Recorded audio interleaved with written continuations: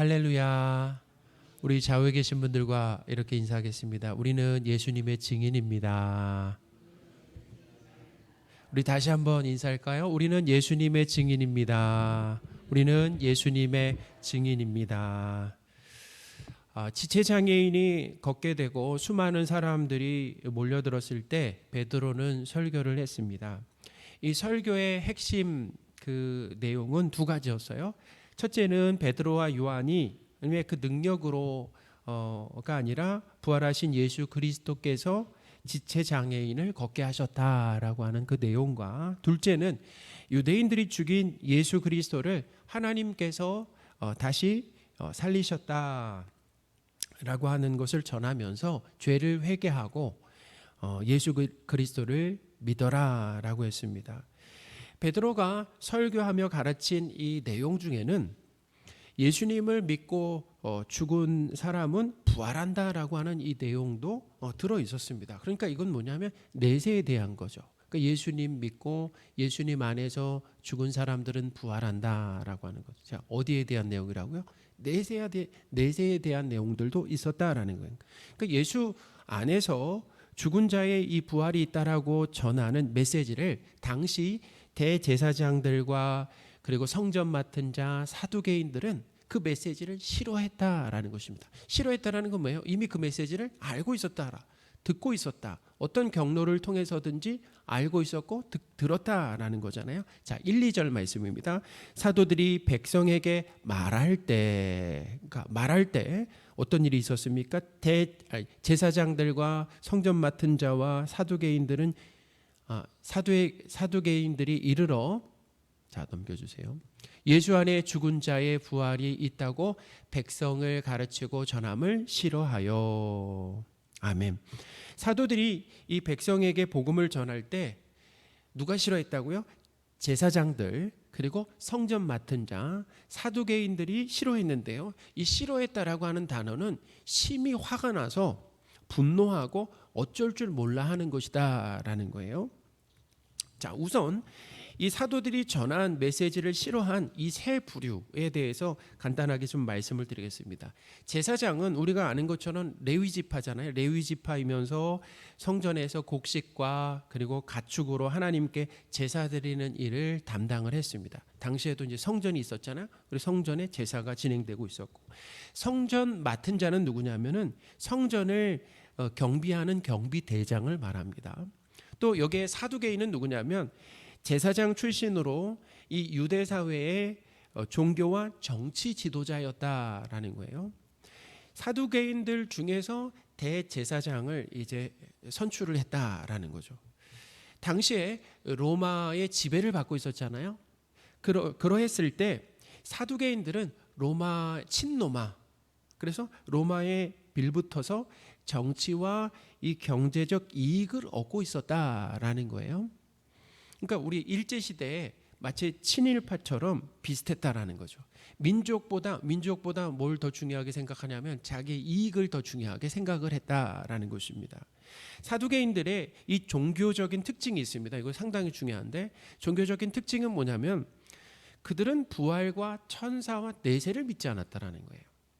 그러니까 하나님을 믿는다라고 하는데, 그렇죠? 그런데 뭐예요? 그들 중에 대제사장으로 선출된다고 그러잖아요. 근데 뭘 믿지 않았다고요? 부활과 천사와 그리고 내세, 영, 이걸 믿지 않았다라는 거예요. 사도행전 23장 8절 말씀입니다. 이는 사두개인은 부활도 없고 천사도 없고 영도 없다 하고 바리새인은 다 있다 함이라. 아멘. 자, 사두개인 보세요. 사두개인은 뭐가 없다고요? 부활도 없고 천사도 없고 영도 없다. 바리새인들은 다 있다라고 하는데, 그래서 이제 서로 간의 다툼이, 바리새인과 이 사두개인과 이제 다툼이 일어나게 됐는데요. 사두개인은 이 현세가 전부라고 생각을 했습니다. 지금 현세가 전부이다. 그러니 땅에서 모든 것을 누리려고 했다라는 거예요. 그러니까 세상에서의 성공을 중요하게 생각을 했습니다. 그러니까 성공을 중요하게 생각하니까 친로마 정책을 펴는 거 아니겠습니까? 제사장들 그리고 성전 맡은 자 사두개인들은 사실은 예수님을 죽이는 데 있어서 주도적인 역할을 했잖아요. 그렇죠? 예수님을 죽이는데, 얼마 전 예수님을 죽이는데 주도적인 역할을 했는데, 사도들이 예수님의 이 부활과 그리고 내세를 가르쳤기 때문에 그 메시지를 싫어했다라는 것입니다. 그러니까 사도들의 이 왕성한 활동과 복음이 그런 복음으로 인해서 그들이 가진 이 지위와 소유를 위협당했다라는 거예요. 위협당했다라는 거예요. 자, 오늘날에도 한번 보세요. 오늘날에도 이 땅의 삶이 전부라고 생각하고 천국과 지옥이 없다라고 라고 이렇게 믿는 비신자들에게 그 비신자들은 뭘 중요하게 생각합니까? 이 땅에서의 성공을 가장 중요하게 생각하잖아요. 돈과 명예를 얻고 자녀가 잘 되고 또 건강하고 인정받는 것이 전부라고 생각하는 사람들에게, 이런 사람들에게 예수님 믿고 자기를 부인하고 또 하나님의 뜻대로 살다가 천국 가자라고 하면 어떻게 반응합니까? 싫어한다라는 거예요. 별로 관심 갖지 않는다라는 것입니다. 이처럼 사두개인들을 중심으로 한 유대 사회의 지도층들은 사도들이 전한 예수님의 이 죽으심과 부활 내세를 싫어했다라는 것입니다. 그래서 싫어하는 이 감정이 어디까지 나아가냐면은 그들을 찾아갔잖아요. 그래서 체포했습니다. 그들이 가진 힘으로 이 사도들을 체포했다라는 거예요. 그리고 구금했다라는 거죠. 3절입니다. 그들을 잡음에 날이 이미 저물었으므로 이튿날까지 가두었으나. 그러니까 유대의 이 지배층들은 사도들을 재판하려고 했는데 날이 저물었다는 거잖아요. 날이 저물어서 우선 감옥에 가두어 두었다라는 거죠. 자, 오늘 본문은 이 사도들이 예수 그리스도의 죽음과 부활을 전하다가 처음으로 핍박받은 장면이다라는 것입니다. 처음으로 핍박을 받게 되었다라는 거예요. 그래서 이 말씀을 통해서 얻는 중요한 교훈이 있습니다. 이 말씀을 통해 얻는 중요한 교훈. 첫째는 뭐냐면은 예수 그리스도를 전하면 갈등이 있고 또 불편한 관계가 된다라는, 사람들이 싫어한다라는 것입니다. 자, 예수 그리스도를 전하면 어떻게 된다고요? 사람과 사람이 반드시 갈등하고 불편한 관계가 된다라는 거예요. 그러나 복음을 전하지 않으면 비신자들과 원만한 관계로 지낼 수 있다라는 거죠. 베드로와 요한도 복음을 전하지 않았으면은 미움을 받거나 그리고 이 감옥에 갇히지 않았을 거다라는 것입니다.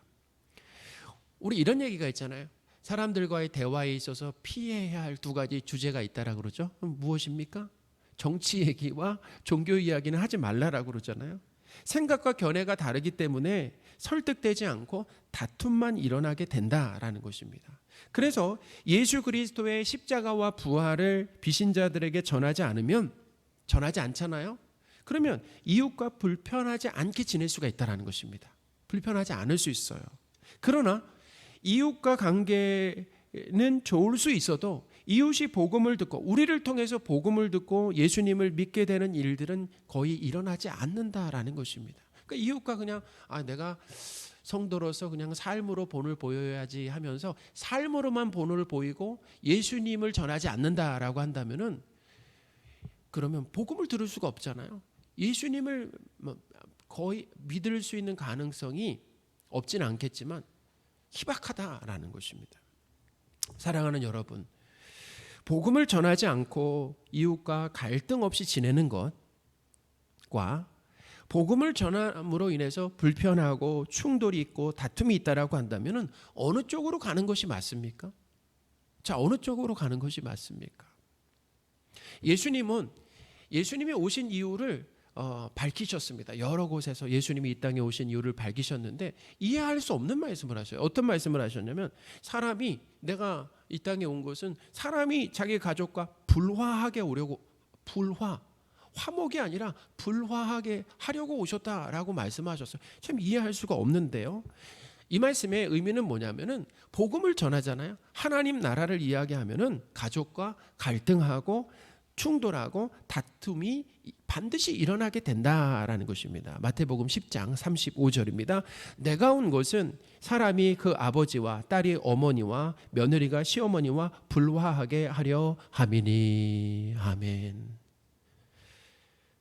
사랑하는 여러분, 복음을 전함으로 친지와 갈등과 불편함이 있어도 복음을 전하시는 저와 여러분들이 되셨으면 좋겠습니다. 우리는 이 땅에 존재하는 이유가 뭐냐면 복음을 전하기 위해서 예수 그리스도의 십자가와 죽음, 그리고 사람이 죄인이라는 것을 전하기 위해서 이 땅에 존재한다라는 거예요. 우리 존재 목적이다라는 거예요.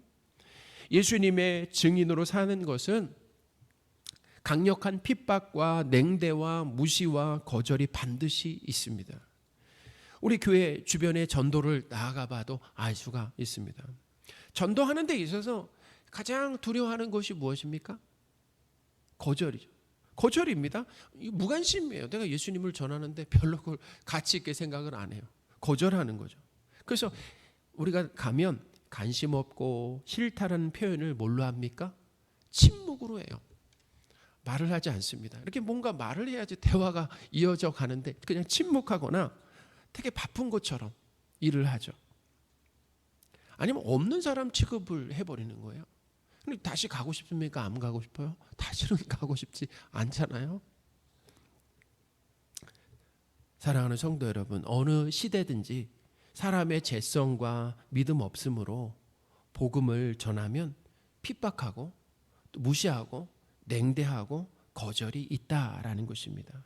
예수님도 제자들에게 세상에서는 너희가 환난을 당한다. 반드시 환난을 당한다라는 거예요. 환난을 당하나 담대하라라고 말씀하셨어요. 요한복음 16장 33절입니다. 이것을 너희에게 이르는 것은 너희로 내 안에서 평안을 누리게 하려 함이라. 세상에서는 너희가 환난을 당하라 담대하라. 내가 세상을 이기었노라. 아멘. 세상에서 하나님 나라 백성답게 거룩하게 살고 또 예수님의 증인으로 사는 것은 무조건 환영받는 꽃길이 아니다라는 것입니다.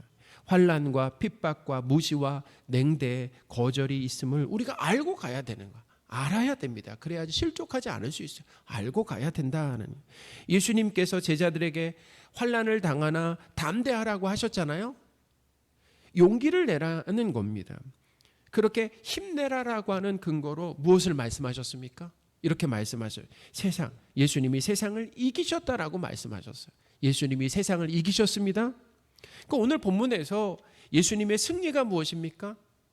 그것은 복음을 듣고 믿는 사람들이 많았다라는 것입니다. 할렐루야. 택한 사람들은 복음을 듣고 예수님을 믿게 된다라는 것입니다. 유대 사회에 힘과 재력이 있는 지배층들이 예수 그리스도를 전하는 사도들을 체포하고 감옥에 가두었습니다. 그렇게 한 이유가 무엇입니까? 이제 그들의 세력이 더 이상 일어나지 못하도록 하려고 하는 그런 계획이 있는 거 아니에요? 그런데 놀랍게도 예수님을 믿는 사람이 남자면 5천 명이 되었다라는 거예요. 자, 4절입니다. 말씀을 들은 사람 중에 믿는 자가 많으니 남자의 수가 약 5천이나 되었더라. 아멘.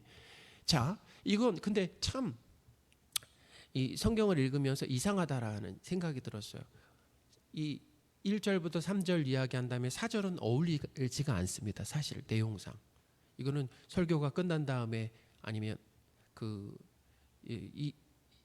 여기에 그 4절이 있다라고 하는 게 어울리지가 않아요. 근데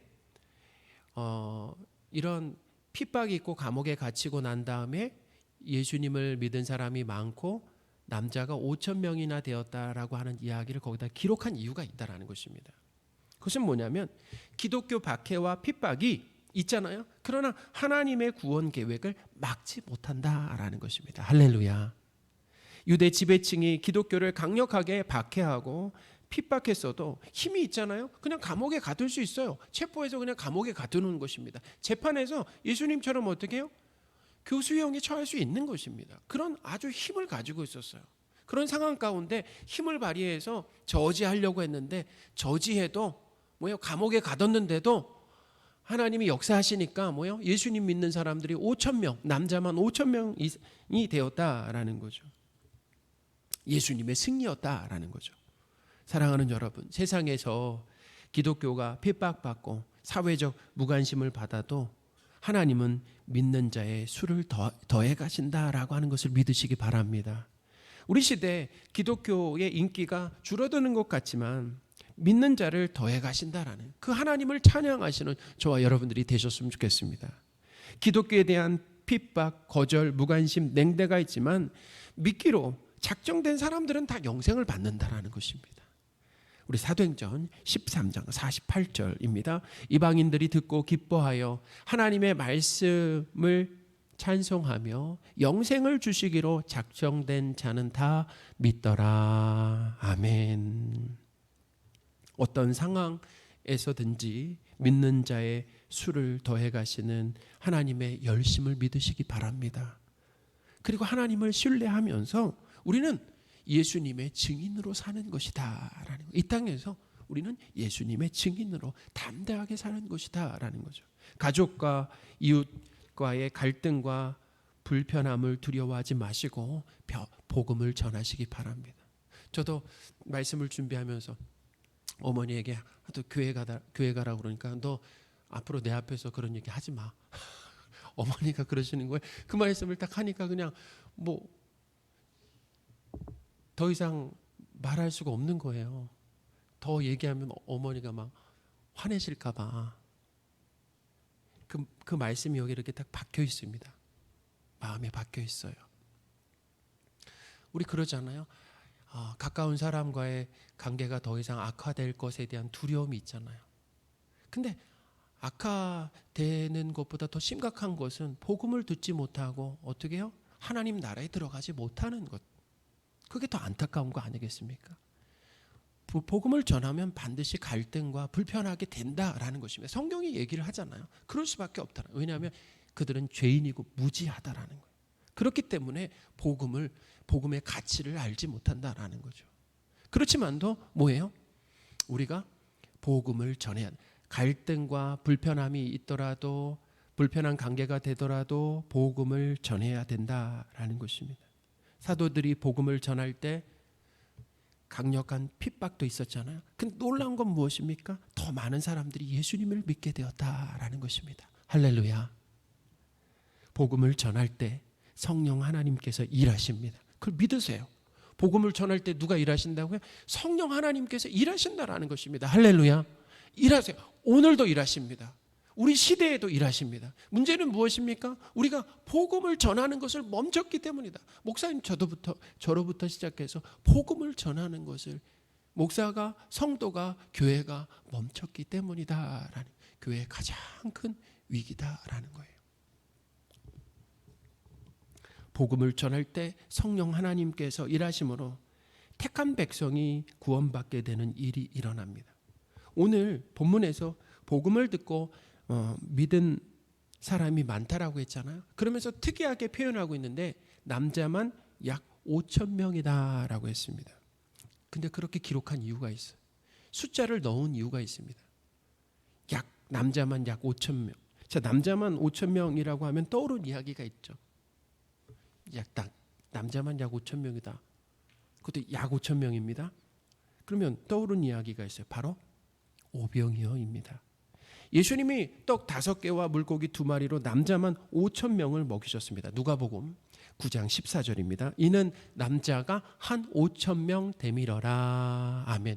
누가복음을 누가 기록했습니까? 누가가. 사도행전은 누가가 기록했잖아요. 똑같이 표현하고 있습니다. 약인데 저게는 한으로 해서 한 5천 명, 약 5천 명. 남자가 말이죠. 이유가 무엇입니까?